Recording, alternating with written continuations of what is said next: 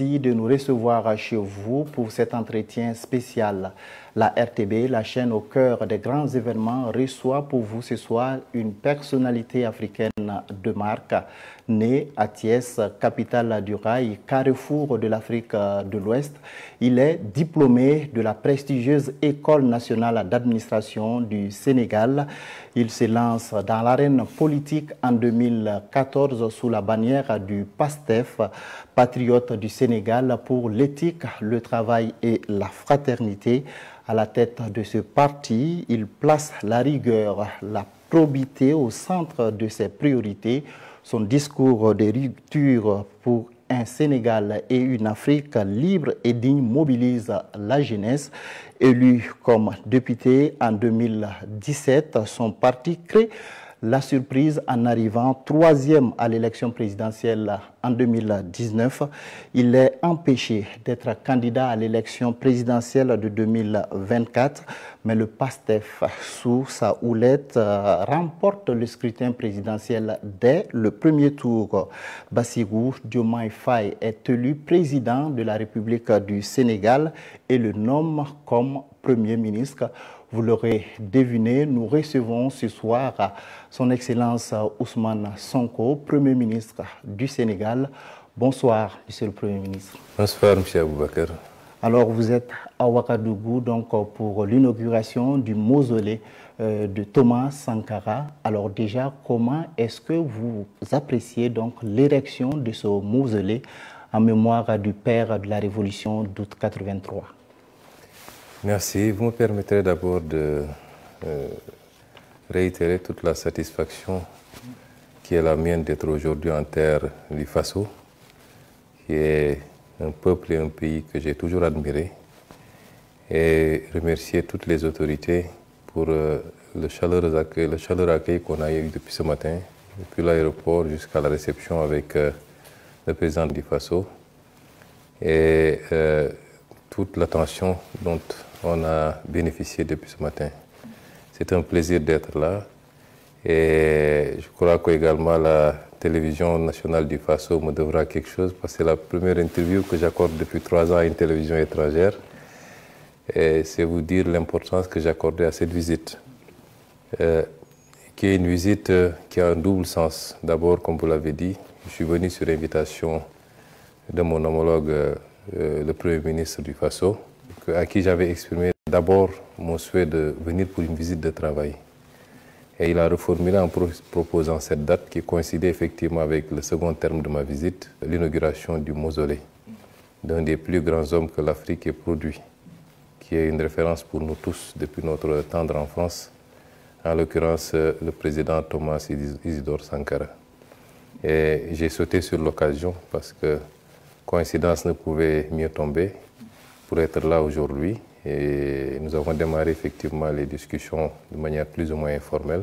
Il y aura une rencontre intergouvernementale pour aborder, passer en revue la coopération entre les deux États. C'est une inauguration qui a beaucoup d'importance pour nous. Tous ceux qui m'ont suivi depuis des années ont entendu la référence régulière que j'ai faite à Thomas Sankara dans mes discours, dans mes écrits également. Ce n'est pas de la démagogie.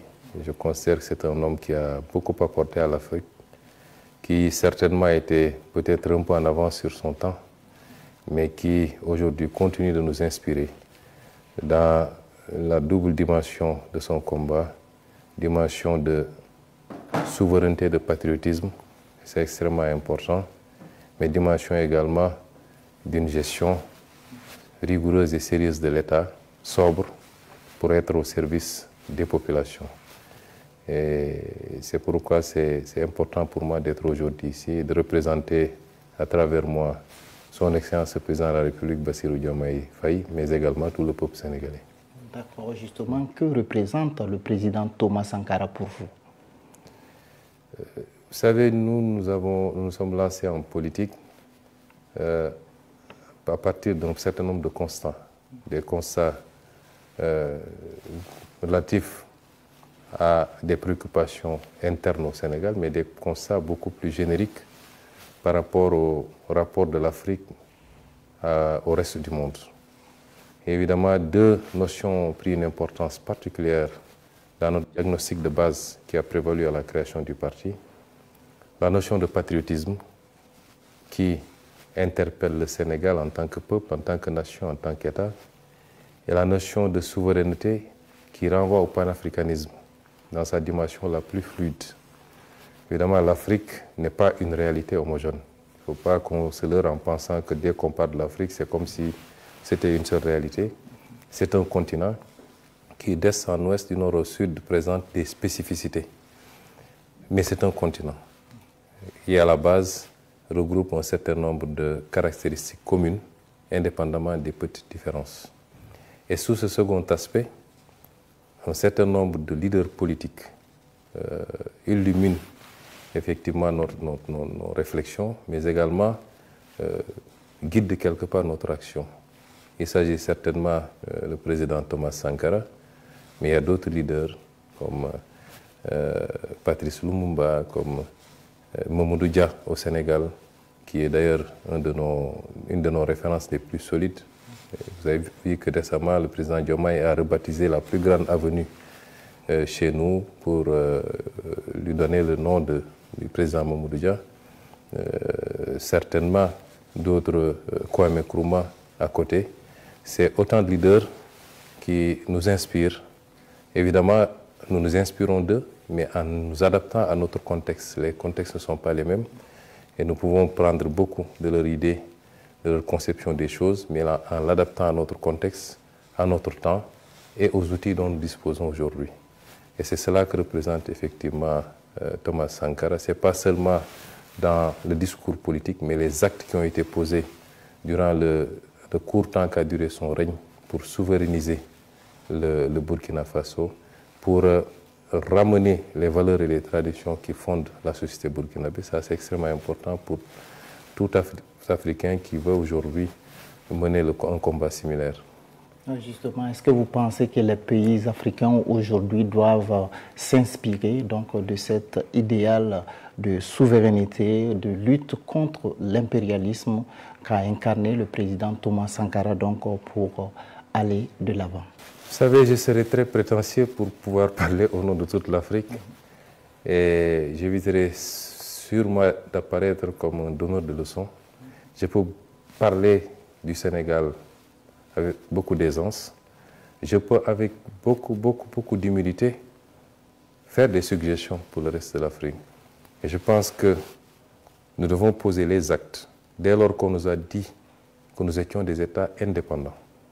Cette indépendance, nous l'avons arrachée d'une manière ou d'une autre. Certains ont dû lutter militairement, même j'allais dire physiquement. D'autres ont eu à mener des luttes politiques pour aboutir à l'indépendance. Dès lors qu'on a cette indépendance, c'est à nous de donner un contenu à notre souveraineté. Qu'est-ce qui a fait que durant toutes ces années, nos leaders, en tout cas une bonne partie de nos leaders, ont accepté de continuer de subir les dictats et les ordres venant d'ailleurs?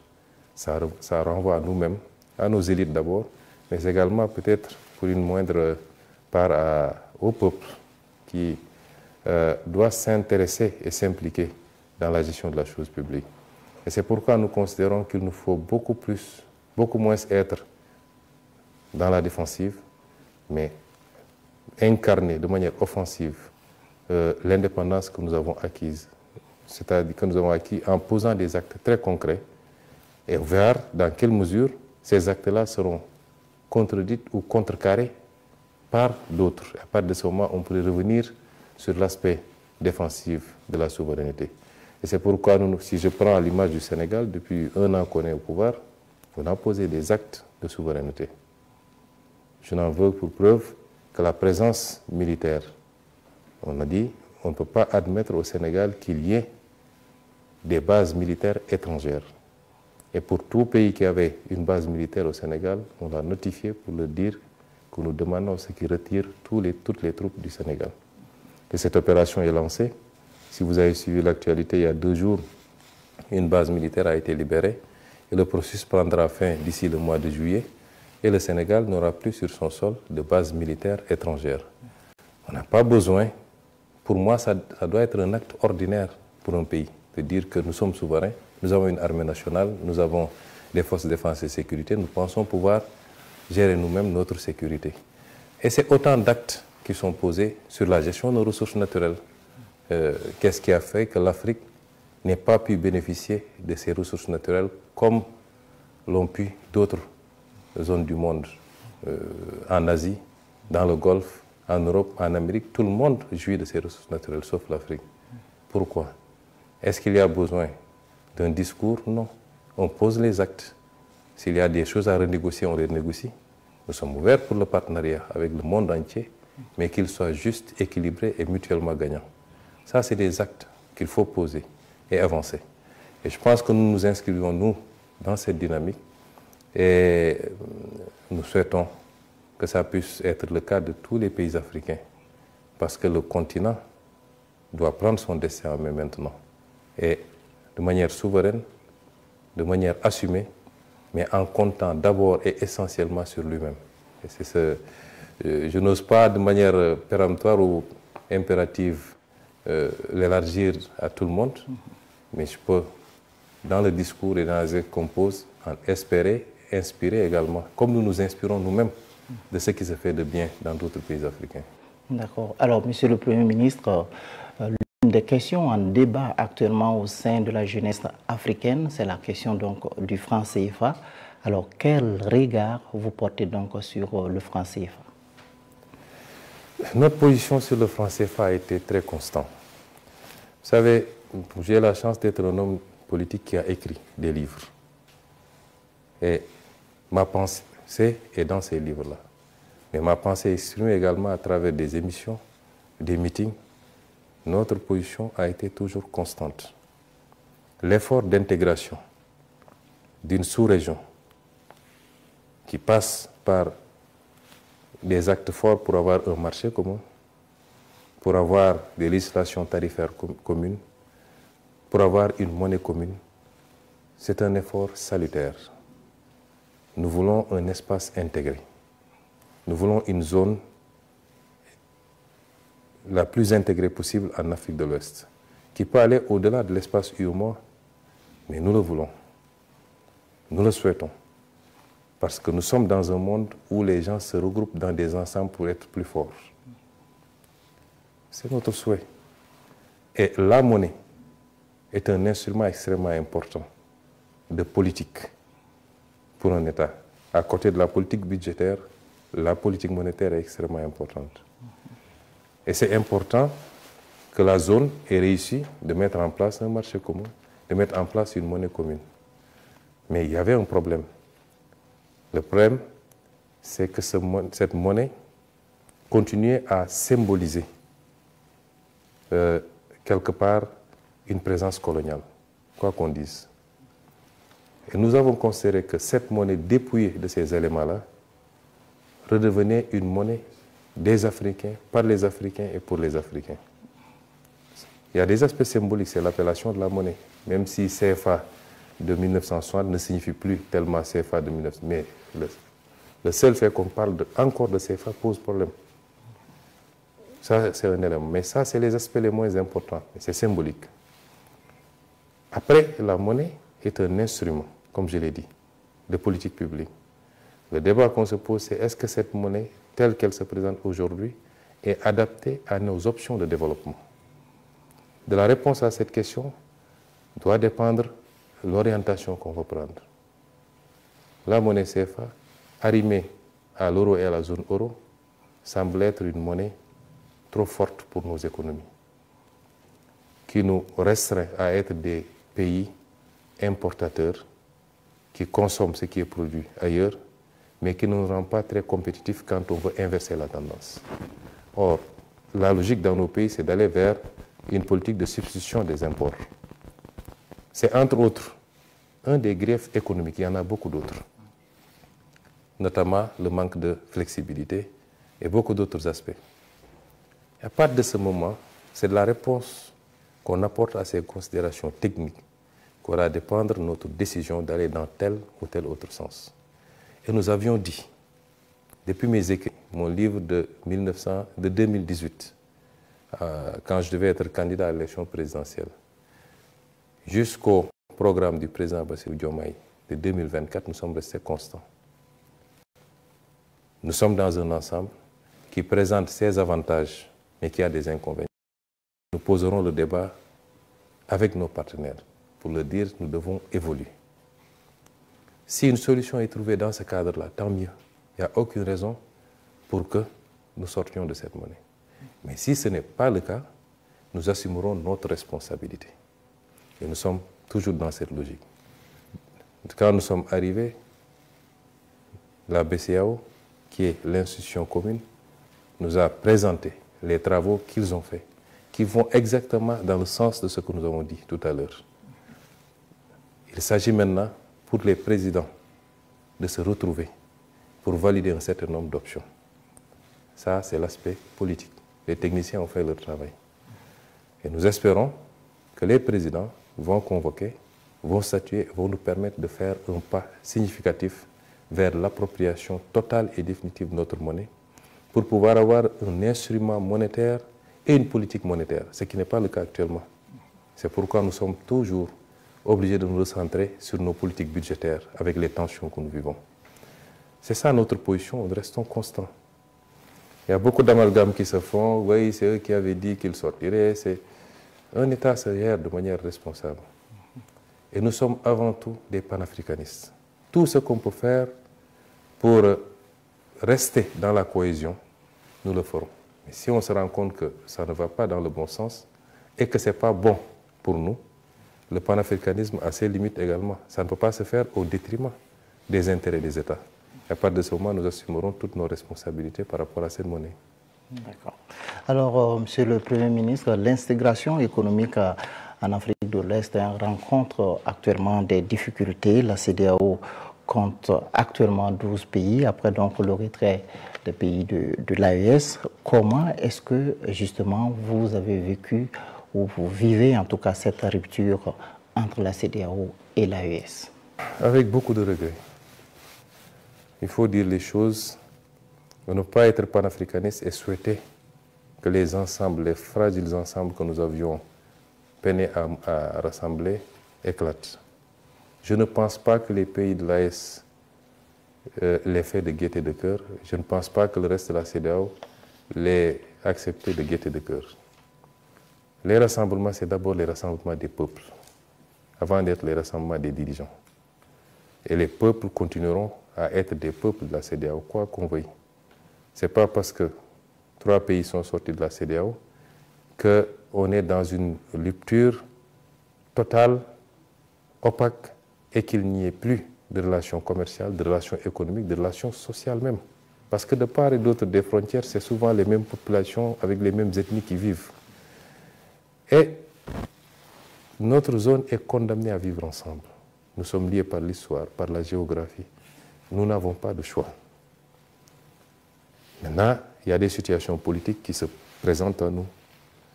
Des erreurs ont été commises. Il faut dire les choses telles quelles. Je n'ai pas commenté la décision. Lors de sa dernière sortie sur la question, le président Diomaye Faye a appelé à respecter la décision des pays de l'AES. C'est une façon de parler. Qu'on le veuille ou qu'on ne le veuille pas, on le respecte, c'est des États souverains qui prennent leurs décisions. Des erreurs ont été commises à la base, je pense que principalement des erreurs de la CEDEAO dans la gestion d'un certain nombre de situations. Je l'ai dit quand j'étais opposant, je le redis aujourd'hui. Et je ne dis pas des choses pour plaire au pays de l'AES ou pour plaire à la CEDEAO. Je ne suis pas dans ces considérations-là. Malheureusement, nous sommes dans un manichéisme qui fait que de plus en plus le discours c'est « il est avec moi ou il est contre moi ».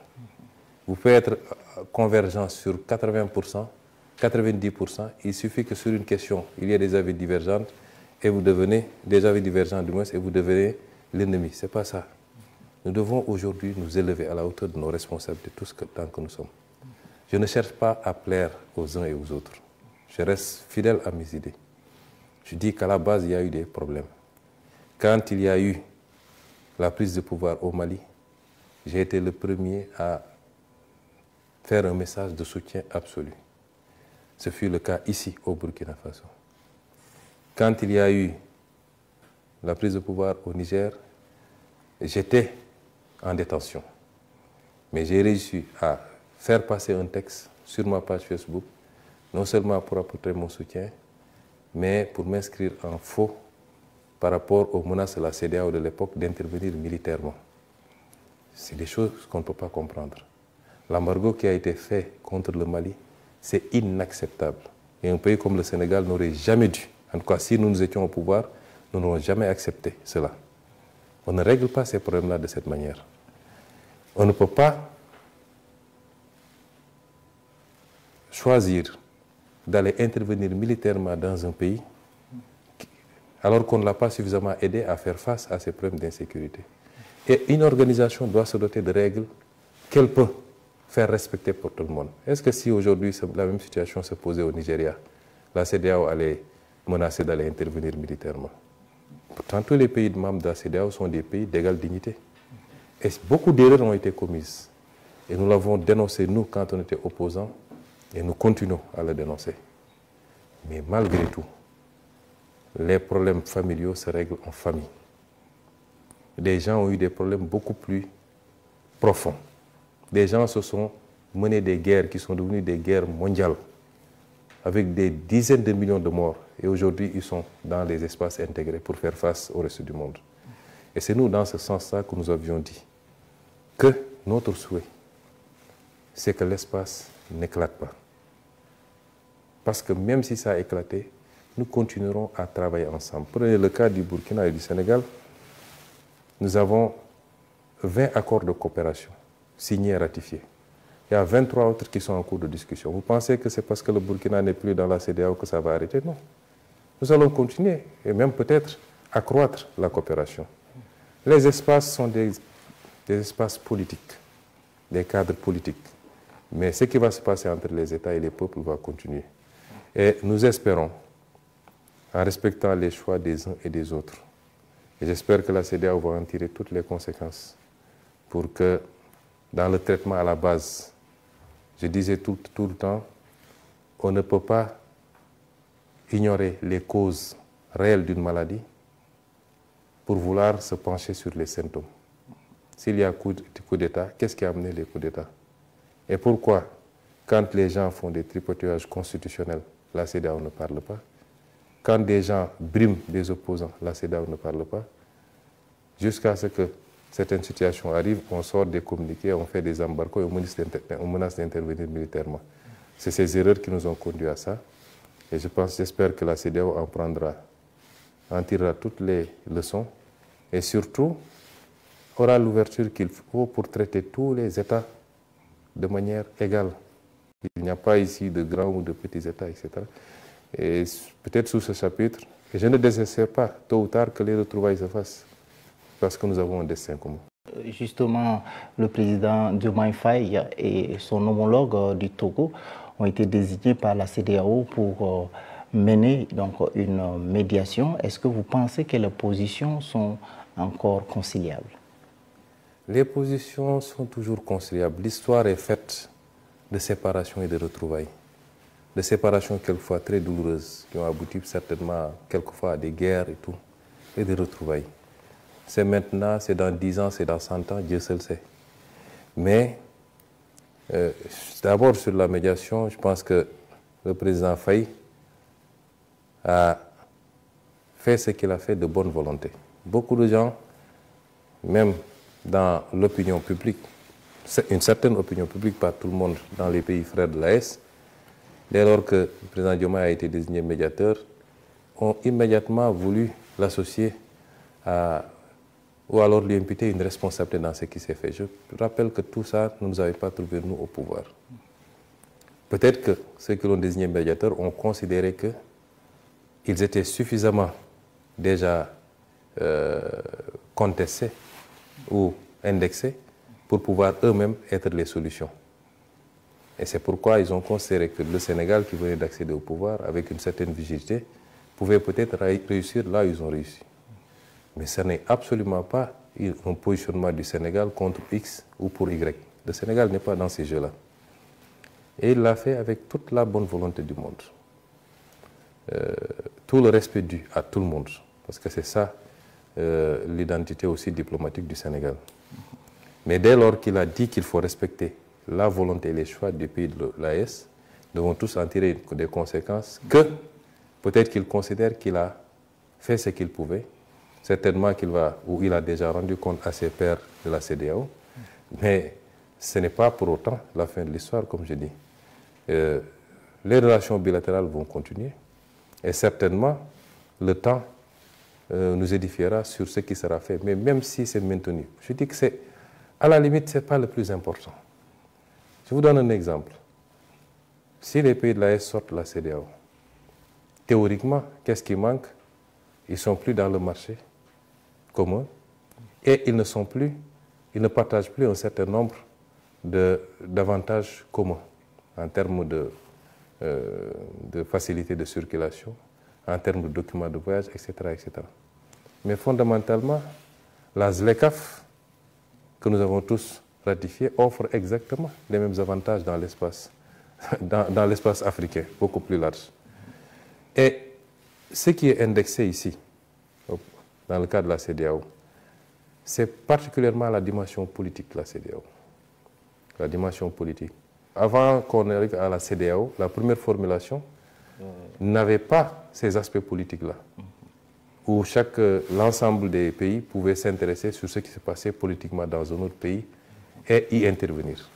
Ça, c'était l'aspect marché, l'aspect économique qui était privilégié. Ce qui est contesté aujourd'hui par les pays de l'AES, c'est qu'on ait pu, à un moment donné, mettre en branle la dimension politique de la CEDEAO au point de vouloir mettre des sanctions contre ces pays-là.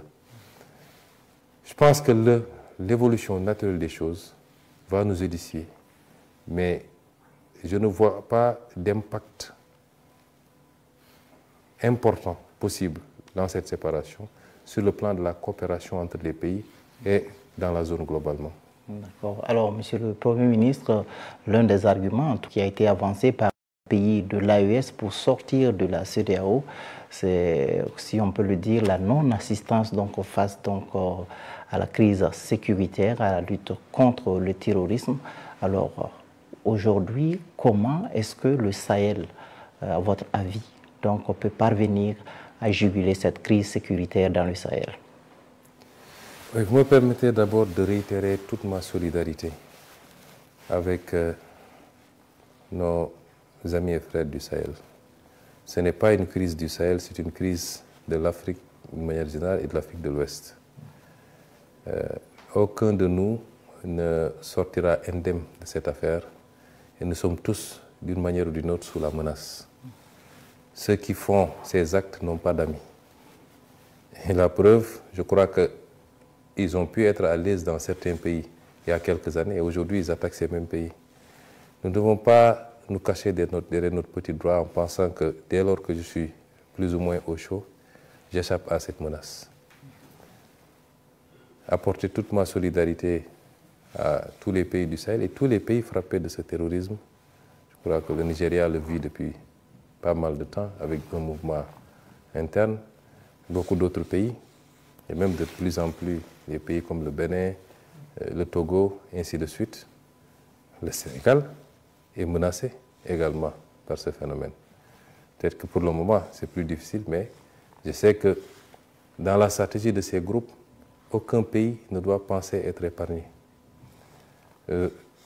Féliciter également et rendre hommage au peuple burkinabé pour sa résilience, parce que ce n'est pas évident de faire face à une menace asymétrique.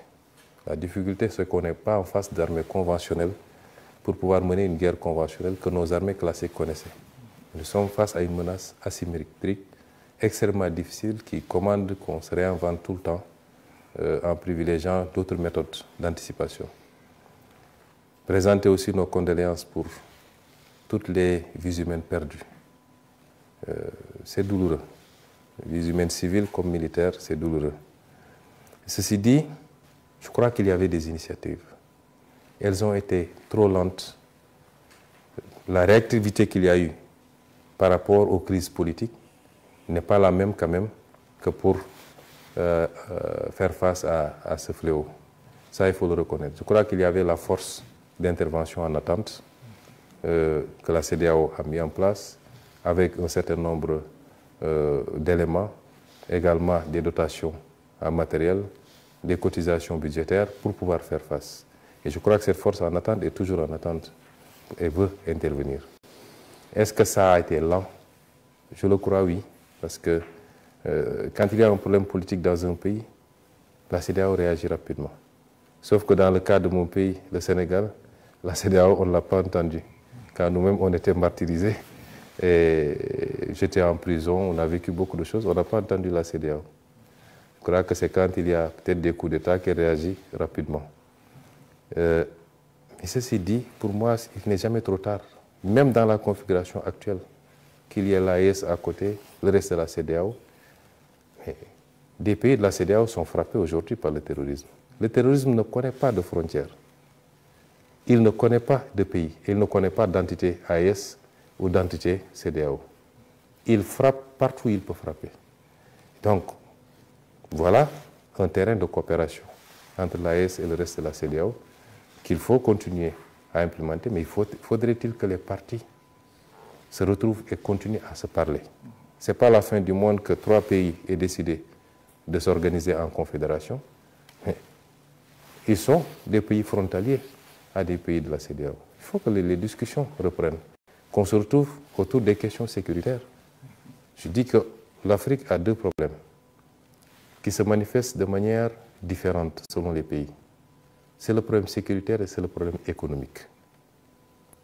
Dans le cas du Burkina, la difficulté, c'est qu'il faut allier l'impératif du sursaut économique, et je salue tout ce qui est en train d'être fait sur le plan de la révolution agricole, etc., mais l'allier à faire face également à cette menace, ce qui est très difficile. Et je pense que les pays africains, de manière générale, mais la zone CEDEAO, doit s'organiser pour faire face. Je rappelle que les gens oublient que le plus vieux contentieux militaire de l'Afrique même se trouve chez nous, en Casamance, qui est ma terre natale. Pendant des décennies, on a vécu cette situation. Elle n'est pas totalement éteinte, mais nous sommes en train de faire le nécessaire. On a vécu cette situation. On n'a pas eu d'assistance. On n'a pas eu une collaboration qui permettait de faire face. Ça a été très douloureux et très dur pour le Sénégal. C'est pourquoi je comprends aujourd'hui ce que certains pays vivent. Encore que là-bas, c'est moins grave, parce que c'était une revendication localisée. Or, ce à quoi vous faites face n'est pas localisé. Ça n'a pas de territoire. Et à partir de ce moment, je conviens avec vous que les autorités de la CEDEAO doivent aujourd'hui se retrouver autour de ces questions essentielles, avec celle de l'AES, et qu'on dise qu'est-ce qu'on peut faire ensemble pour juguler ce phénomène. D'accord. Alors, on va parler peut-être de la coopération entre le Sénégal et la France, parce que nous tirons donc vers la fin de cet entretien. Alors, quel est l'état de cette coopération aujourd'hui? Elle est comme toutes les autres coopérations. Il n'y a pas d'exception ou de spécificité. Je ne vais pas trop développer parce que je ne suis pas là pour parler de la France, en ce sens que ce serait peut-être donner ce que vous ne voulez pas, c'est ce qu'on va faire, donner un peu trop de relief à une collaboration par rapport à beaucoup d'autres. Je crois que nous avons dépassé cette étape où un pays, quelle que soit l'histoire qui a pu nous lier dans le passé, qui continue à nous lier, qu'un pays focalise toute notre attention. Nous considérons que la France est un partenaire comme tous les autres. Nous n'avons rien contre elle et nous posons des actes de souveraineté. Tous les jours que Dieu fait, nous posons des actes de souveraineté, non pas parce que nous voulons, nous avons des griefs contre tel ou tel, mais c'est comme ça que doit marcher un pays dès lors qu'il se dit pays indépendant. Je vous ai parlé tout à l'heure de l'exemple des bases militaires qui sont particulièrement françaises en l'occurrence, parce que c'est le seul pays qui disposait de bases militaires. Ceci dit, en dehors de ces considérations, nous avons des relations avec la France, comme nous en avons avec le Burkina, avec le Mali, avec les États-Unis, avec la Chine. C'est des relations normales, ordinaires.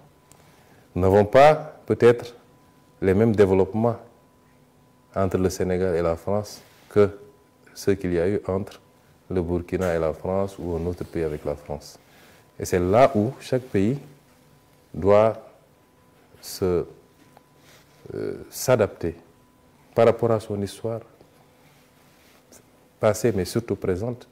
Et nous reconnaissons à chaque pays le droit de faire ses choix. Il est impératif, parce que là je m'adresse à une certaine opinion africaine, parce qu'on se trompe souvent de combat.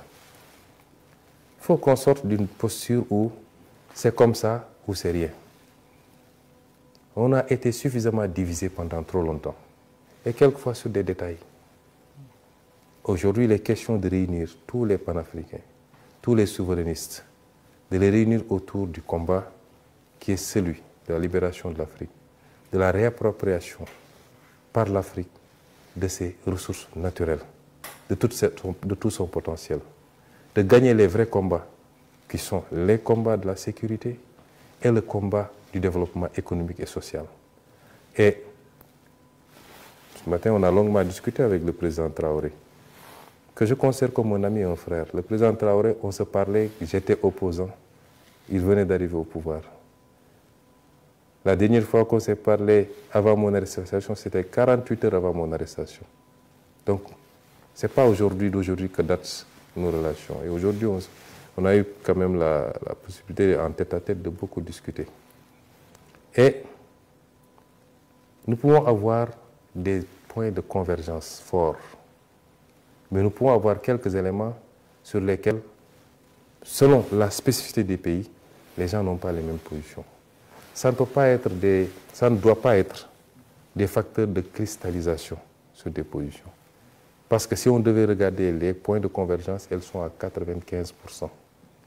Maintenant, le Burkina, c'est le Burkina. Le Sénégal, c'est le Sénégal. La Côte d'Ivoire, c'est la Côte d'Ivoire. Un autre pays, c'est un autre pays.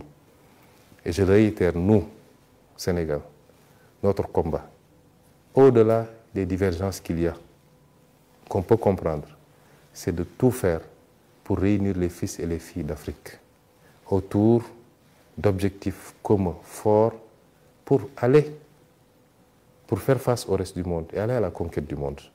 Et si on veut faire ça, il nous faut faire preuve de dépassement et de tolérance mutuelle sur les aspects. Personne n'est plus panafricain que quelqu'un d'autre. C'est selon les contextes que les gens s'adaptent. Quand nous posions le débat souverainiste et quand nous menions le combat, ça fait 10 ans que nous avons commencé en tant qu'opposants anonymes, inconnus. Il y a 10 ans, vous aurez parlé de Sonko au Burkina, les gens vous diront, est-ce que ce n'est pas un Burkinabé, est-ce que ce n'est pas un Zongo qu'on a transformé en Sonko là-bas? Et on a fait notre petit chemin. On est resté cohérent et constant. Évitons les facteurs de division sur des détails souvent et mettons-nous autour de l'essentiel. Ce n'est pas parce qu'on est arrivé au pouvoir de manière démocratique qu'on n'est pas un révolutionnaire.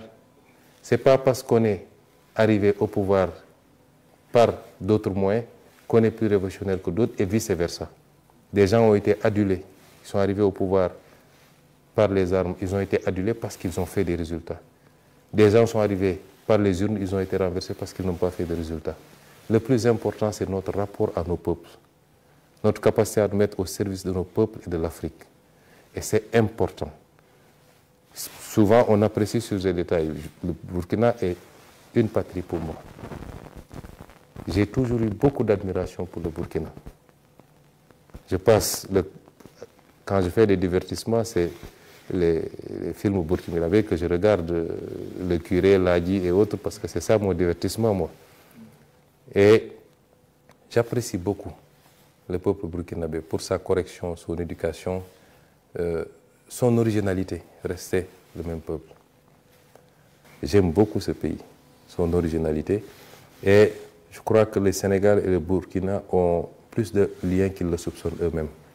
C'est pourquoi j'ai tenu à être là, pour la mémoire du président Thomas Sankara, mais pour réaffirmer cette relation forte entre nos deux pays et que, sous la présidence de son Excellence Bassirou Diomaye Diakhar Faye, nous voulons faire de cet axe Ouagadougou-Dakar un axe très fort.